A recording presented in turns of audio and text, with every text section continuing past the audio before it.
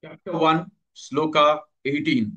Drupado Draupadeyascha Drupado Draupadeyascha Drupado Draupadeyascha Sarvasha Prithvipate Sarvasha Prithvipate Sarvasha Prithvipate Drupado Draupadeyascha Sarvasha Prithvipate द्रुपदो द्रौपदेयाश्च सर्वशः पृथिवीपते द्रुपदो द्रौपदेयाश्च सर्वशः पृथिवीपते द्रुपदो द्रौपदेयाश्च सर्वशः पृथिवीपते द्रुपदो द्रौपदेयाश्च सर्वशः पृथिवीपते सौभद्रश्च महाबाहुः सौभद्रश्च महाबाहुः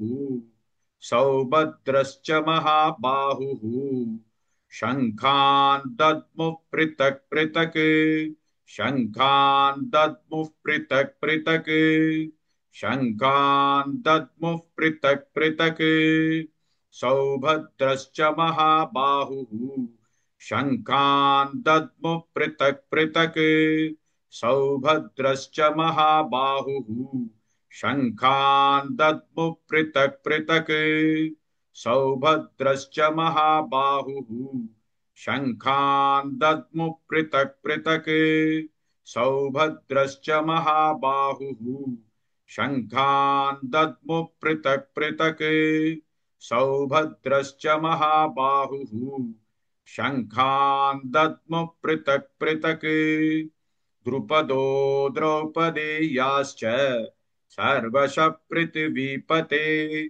सौभद्रश्च महाबाहुः शङ्खान् दद्मुः पृथक् पृथक्.